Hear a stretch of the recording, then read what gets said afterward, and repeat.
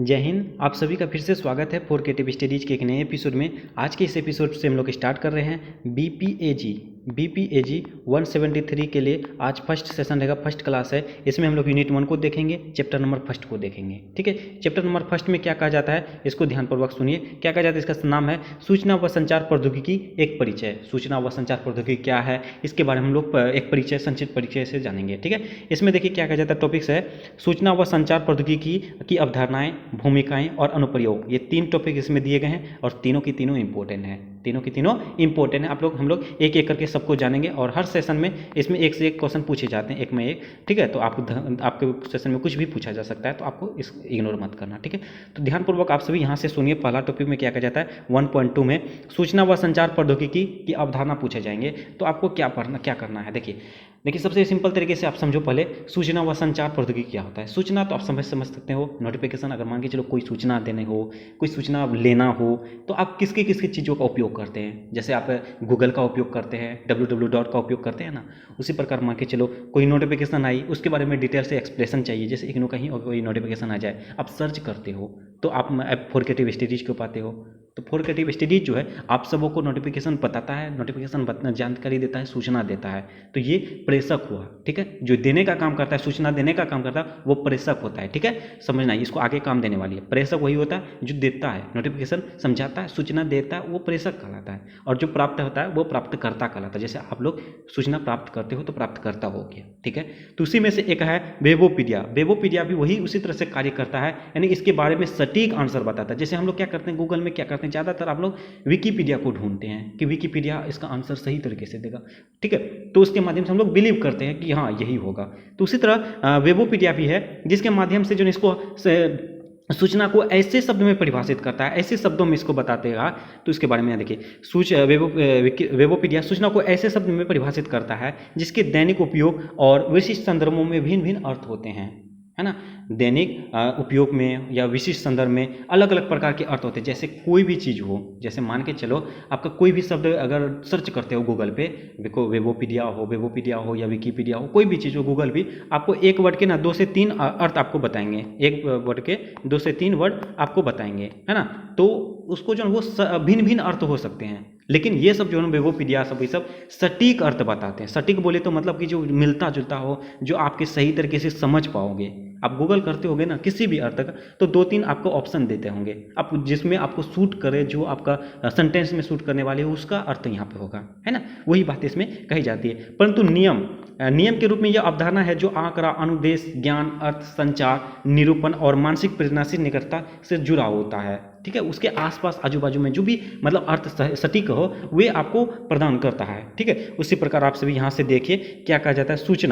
सूचना आंकड़े या किसी संदर्भ में रखे गए आंकड़ों से प्राप्त ज्ञान है। सूचना जो है, कोई भी सूचना जो होती है, कई आंकड़े होते हैं। आंकड़ा मतलब समझ रहे हो ना, तो आंकड़ा हो या किसी संदर्भ में रखे गए आंकड़ा से प्राप्त ज्ञान होता है, नॉलेज होता है, जानकारी होती है। ओके, यह एक संदेश है। यह एक संदेश है, मतलब कोई भी सूचना आ जाएगा, सूचना आने के बाद आपको क्या मैं करता हूँ, मैं इन्फॉर्म करता हूँ, संदेश करता हूँ, सूचित करता हूँ, आ गया भाई ब्रेकिंग न्यूज, है ना। तो वह संदेश है, प्रेषक से प्राप्तकर्ताओं को संचालित किया जाता है। संगठन में सूचना विशेषता, अनुभव और आंकड़ा संचय का संग्रह है। यानी संगठन में जो समूह है उसमें जो सूचना विशेषता और अनुभव और आंकड़ा, ये तीनों का संचय संग्रह है, मिला जुला है। ठीक है, और जिसे व्यक्ति और कार्यदल अपने दायित्व के निर्वहन में प्रयोग करते हैं। जो व्यक्ति जो है अपने कार्यदल हो गया, उत्तरदायित्व हो गया, इसके निर्वहन के लिए, इसके उपयोग के लिए इसमें प्रयोग करते हैं। ये व्यक्तियों के मस्तिष्कों द्वारा उत्पन्न और स्टोर किया जाता है। यह संगठनात्मक प्रक्रियाओं, सेवाओं और प्रणालियों में स्पष्ट रूप से कोडित और प्रलेखनबद्ध किया जाता है। यानी इसमें बोले तो आपके मस्तिष्क जो है, माइंड जो है, वो उसके द्वारा इसमें जो भी उत्पन्न होती है, मान के चलो आपके माइंड में कोई भी सवाल आ जाते हैं, है ना, उसको माइंड में पहले सवाल लाने के बाद उसको स्टोर करते हैं। अरे हाँ, इसको हमको ढूंढना है ना, गूगल करना है, या अपने दोस्तों से बात करना है, या कोई भी प्रक्रिया हो, या कोई भी सेवाएं हो, या ना, यानी कोई भी प्रणाली हो, इसके तौर पर हम लोग कोडित करते हैं, है ना। ये सब बातें, ये बेहतर योजना और नियंत्रण के लिए आवश्यक है। ये बेहतर योजना होती है ना, उसको हम लोग नियंत्रण और बेहतर प्रदर्शन करने के लिए इसका उपयोग कर सकते हैं। किसका उपयोग कर सकते हैं, जैसे आगे हम लोग चर्चा करेंगे। देखो इसमें से कुछ साइंटिस्ट हैं, सेनॉन और वेवर, इन्होंने क्या कहा है, सूचना की परिभाषा को अनिश्चितता की मात्रा के रूप में किया है। जिसे कम किया जा सकता है जब संदेश प्राप्त होता है। यानी इन्होंने ये क्या है, ये सूचना के बारे में परिभाषाएं दी है। परिभाषा क्या है, जिसे कम किया जा सकता है जब संदेश प्राप्त होता है। ठीक है, इसी को इंग्लिश में लिखा गया है, information as the amount of uncorrectly date in reduce when a message in received. ठीक है, ये संदेश प्राप्त करता है, इसी के बारे में आपको शैनन और वीवर ने यही बताया है सूचना के बारे में। तो ये फिर से मैं बता देता हूँ, सूचना और वीवर सूचना के बारे में क्या कहा है कि जिसे कम किया जा सकता है, ठीक है, और जब संदेश प्राप्त होता है, इसको जो ना ये शैनन और वीवर के बारे में बताया, इन्होंने बताया है। और इसी प्रकार कहता है संचार, ये तो हम लोग सूचना देखे, दो टॉपिक था, सूचना व संचार प्रौद्योगिकी। अब सूचना हम लोग देखें, अब हम लोग संचार के बारे में जानते हैं क्या होता है संचार। ठीक है, संचार जो है, संचार वो दूसरी और प्रतीकों के सामान्य प्रणाली द्वारा सूचना का संसाधन यानी कि प्रोसेस है। उसके बाद संचार अन्योन्य क्रियात्मक, इंटरेक्टिव और व्यवहारात्मक, अट्रैक्टिव, और उसके बाद अभिप्रेत या अनभिप्रेत हो सकता है, या मौखिक और अमौखिक भी हो सकता है। देखिए संचार क्या हो सकता है, जैसे संचार देखो आप, संचार व्यवहारात्मक भी हो सकता है या अभिक्रियात्मक भी हो सकता है, अभिप्रेत हो सकता है। इसका तात्पर्य यह है कि मौखिक भी हो सकता है या लिखित भी हो सकता है। मतलब ये है जैसे कि आपके मान के चलो संचार, आप किसी अपने घर पे बैठे हो, मैं अभी मुंबई से क्लास करवा रहा हूँ, ठीक है, तो ये संचार के माध्यम से आप सभी इस सेशन को समझ रहे हो, ये भी एक प्रकार का संचार है। आप लोग ऑनलाइन के माध्यम से ये मौखिक रूप से आप लोग समझ रहे हो, मैं आपको बोल कर समझा रहा हूँ, तो ये संचार है, ये संचार के माध्यम से आप समझ रहे हो, है ना। तो ये बातें कही गई है संचार के बारे में। आप दूर भी हो, पास भी हो, या लिख के भी समझा सकते हैं, या बता के समझा सकते हैं, बोल के समझा सकते हैं, या व्यवहार के तरीके व्यवहारात्मक हो सकता है, ये सभी आपको ध्यान रखना है। ये सूचना संचार जो है आपका ये सब प्रक्रिया के तौर पर हो सकता है, ठीक है, ये सब आपको दिमाग में रखना है। आप लिख दोगे, एक दो छूट भी जाएगा, कोई दिक्कत नहीं है, ठीक है। उसी प्रकार कहता है सूचना व संचार प्रौद्योगिकी, तब सूचना संसाधन और संचार में प्रौद्योगिकी के प्रयोग में बारे में है। विशेषकर ये सूचना के रूपांतरण, स्टोरेज, सुरक्षा, संसाधन संचरण और प्रतिनयन करने के लिए इलेक्ट्रॉनिक्स कंप्यूटर और कंप्यूटर सॉफ्टवेयर का उपयोग करना है। जैसे मैंने अभी एग्जांपल के तौर पर बताया, जब मैं अभी मुंबई से क्लास करवा रहा हूँ, आप अपने घर पे बैठे हो, आप अलग भारत के अलग अलग स्टेट में हो, मुझे पता है, ठीक है, और कुछ कुछ विदेश के भी हैं, वो भी मेरी क्लास सुन रहे हैं, तो उसका भी एक जो ये सब का प्रयोग हुआ, ये सब उपयोग है। जैसे कंप्यूटर के माध्यम से मैं पढ़ा रहा हूँ, या कंप्यूटर के माध्यम से आप समझ रहे हो, या मैं कंप्यूटर के माध्यम से आप सर्च कर रहे हो, मतलब ये सब जरिया है ना। ये सब चीज़ आप सबको सूचना प्राप्त होता है क्लास पढ़ने की, ये सभी इसका सभी हम लोग उपयोग करते हैं, ठीक है। सूचना व संचार प्रौद्योगिकी उन समस्त प्रयोगों और अंक के प्रौद्योगिकी पर आधारित है, और इसमें जो संबंधित करती है, जो काफ़ी समय से ही व्यक्ति व्यावहारिक अन्य संस्थाओं द्वारा प्रयुक्त किए जाते हैं। सेम वही बातें इसमें भी कही जाती है, सूचना व प्रौद्योगिकी, ठीक है। सूचना के बारे में बताया, जो सूचना है वो उसके संचार क्या होती है, जो आपस में वार्तालाप के तरीके से हम लोग को समझने में आता है ना। तो ये बातें कोई भी टेलीफोन के माध्यम से, आप फोन के माध्यम से भी आप सभी सूचना प्राप्त कर सकते हो, संचार प्राप्त कर सकते हो। संचार बोले तो आप वार्तालाप कर सकते हो आपस में कि वहाँ का क्या स्थिति है, यहाँ का क्या स्थिति है ना। ये सब चीज़ें हैं सूचना व प्रौद्योगिकी, ठीक है।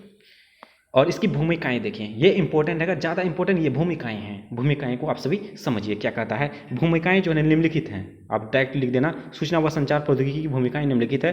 फर्स्ट में ये सूचना अन्वेषण। सूचना अन्वेषण क्या होता है, देखिए इसमें एक साइंटिस्ट हैं जिसका नाम है जी मार्चियोनी के अनुसार ये क्या कहते हैं अन्वेषण के बारे में, कि सूचना प्राप्त करने की रणनीति है जो आकस्मिक लाभ प्राप्त करने पर निर्भर होती है, विशेषकर दोषपूर्ण रूप से परिभाषित समस्याओं के लिए और नए कार्य क्षेत्रों के अन्वेषण के लिए। यानी कि मार्चियोनी ये कहते हैं अन्वेषण के बारे में कि जो भी सूचना प्राप्त करने की जो भी रणनीति होती है, आप जो भी पॉलिसी अपनाते हो, जो भी स्टेप अपनाते हो, जो भी रणनीति अपनाते हो कोई भी सूचना प्राप्त करने के लिए, जैसे जरिया होता है ना, आप गूगल में सर्च करते हो www पे, या तो फोरकेटिव स्टडीज में आपको आप सर्च कर लेते हो, फोरकेटिव स्टडीज में कोई नया नोटिफिकेशन आया है क्या इग्नू की तरफ से, या टेलीग्राम पे भी। ये सब जो जरिया है ये निर्भर करता है आपको आकस्मिक लाभ प्राप्त करने के, आप किस तरह से प्राप्त करते हो, किस तरह से फायदा उठा रहे हो, इसके बारे में इसमें बताया गया है, ठीक है। उसके पर्सनल कंप्यूटर में तथा इंटरनेट द्वारा उपलब्ध सूचना आंकड़ों के लिए दूरवर्ती अभिगम प्रणालियां पिछले कुछ वर्षों से अधिक गुना बढ़ी है।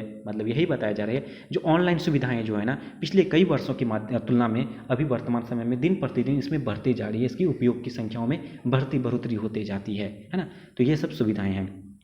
वर्ल्ड वाइड वेब अन्वेषण, आपको यहाँ मैंने बताया www.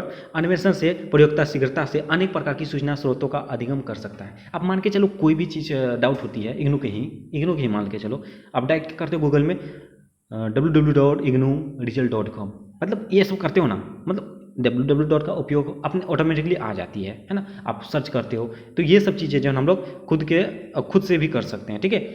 और इंटरनेट में मूलभूत विषय और ऑडियो और वीडियो संसाधन भी होते हैं इंटरनेट के माध्यम, जैसे आप वीडियो के माध्यम से सुन रहे हो यार मेरी बातों को, यही सब चीज़ें तो है इसमें, समझ रहे हैं ना। तो ये सब चीज़ें हैं, आज ये सबको रुचि बढ़ रही है।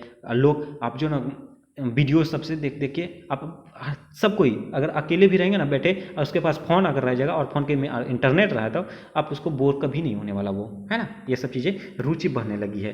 तो फर्स्ट पॉइंट में ये आ गया। और इलेक्ट्रॉनिक प्रकाशन और प्रसारण, इलेक्ट्रॉनिक प्रकाशन और प्रसारण में क्या है, देखिए सिंपल तरीके से समझिए कि जैसे ऑनलाइन सूचना हो जाएगा, ऑनलाइन क्लास हो जाएगा, ऑनलाइन पढ़ाई हो जाएगा, इलेक्ट्रॉनिक संसाधन के माध्यम से हो जाएगा, ये सब जो है ना किसी भी तरीके से बहुत आसानी तरीके से आपको मिल जाता है। जैसे आप मान के चलो BPAG 173 की क्लास आपको चाहिए, आप यूट्यूब पे गए BPAG 171 यूनिट 1 सर्च किए, आ गया फॉर क्रिएटिव स्टडीज, मतलब एक बटन दबाने से आपके सामने आ जाती है, हाजिर हो जाती है सूचना या क्लास जो भी चाहिए आपको।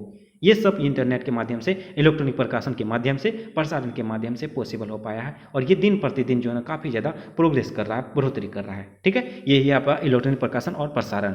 उसी प्रकार का था निर्देशन व अनुकरण। निर्देशन व अनुकरण में क्या कहा जाता है, निर्देशन व अनुकरण किसी एक प्रणाली के भागों की अंतक्रिया का और समग्र रूप से प्रणाली की समझ का स्तर विकसित करने में सहायता करते हैं। यानी कि ये जो निर्देश जो होती है इसके अनुकरण के लिए, किसी भी प्रणाली के लिए, मतलब कोई भी प्रणाली है उसके जितने भी भाग हैं उसमें जो क्रिया हैं, समग्र लोग हैं, रूप हैं, उसको हम लोग समझते हैं। समझने के बाद हम लोग कोई चीज़ भी विकसित करने की सहायता करते हैं। देखो सिंपल तरीके से आगे समझो बोले, सूचना व संचार प्रौद्योगिकी निर्देशन व अनुकरण में बहुत महत्वपूर्ण भूमिका निभाती है। यानी ये जो निर्देशन और अनुकरण, मान के चलो ये सूचना व प्रौद्योगिकी क्यों अभी डेवलप्ड हो रहा है, क्यों डेवलप्ड हो रहा है? क्या आप सर्च कर रहे हो इसलिए डेवलप्ड हो रहा है?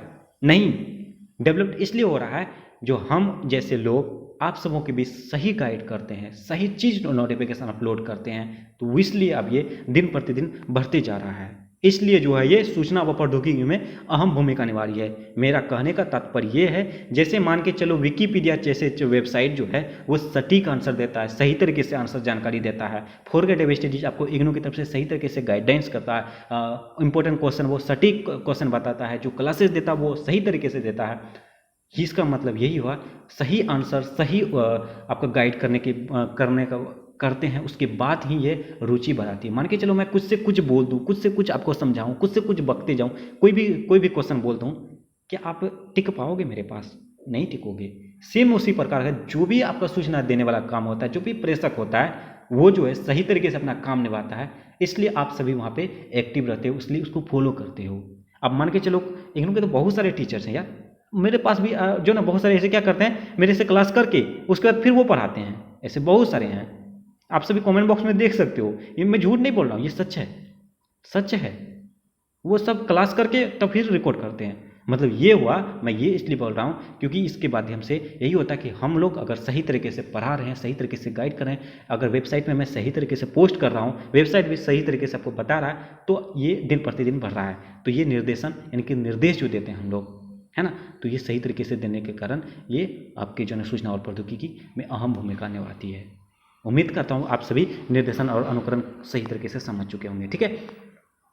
और इसमें आप एग्जाम्पल के तौर पर समझ सकते हो, और जैसे मैंने सूचना दिया, जैसे कि एयरलाइंस, यहाँ पे आपका एग्जाम्पल के तौर पर दिया है एयरलाइंस, जहाज जो होती है, अभी मौसम का भी बरसाती वाला मौसम है ना, इसका एग्जाम्पल सटीक एग्जाम्पल है, सुनो।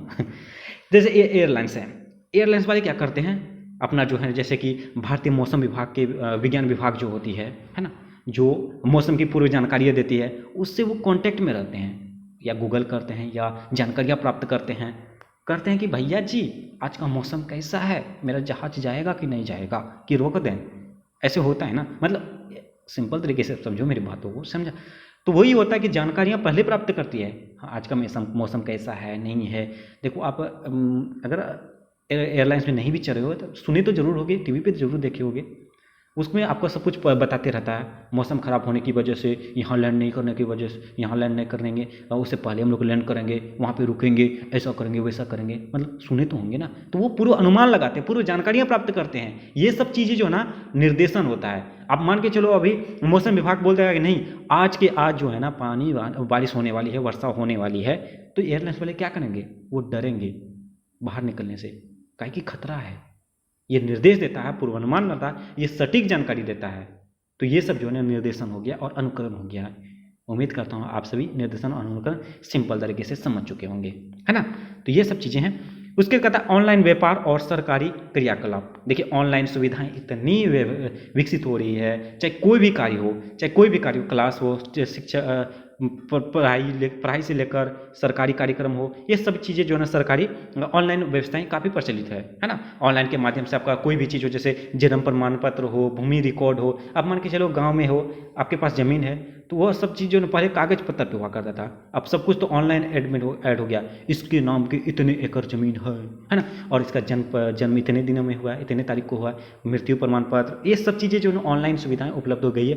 उसी तरह सरकारी कामों में भी सब कुछ रजिस्टर हो गया। ये अगर मान के जो कोई स्कूल के टीचर हैं, टीचर आएंगे, इतने बजे आएंगे, रजिस्टर मेंटेन करोगे, पहले रजिस्टर मेंटेन होता था, अब ऑनलाइन आप पिक्चर लेके और अपलोड करना पड़ता है सभी टीचर एक साथ, है ना। ये सब चीज़ें ऑनलाइन के माध्यम से हो रही है, तो आप सभी समझ रहे हैं। इलेक्ट्रॉनिक सम्मेलन यानी कि ये जो है बैठक और सम्मेलन सूचना और नए प्रौद्योगिकी तत्काल परिस्थिति प्रदान करते हैं, परंतु बैठक की कई कुछ हानियां भी हैं। यात्रा खर्चीला होती है, जिसके कारण संभावित श्रोताओं और देखिए अभी अब सिंपल तरीके से समझो, बुक का लैंग्वेज तो है ही, आप सिंपल से इलेक्ट्रॉनिक सम्मेलन क्या होता है।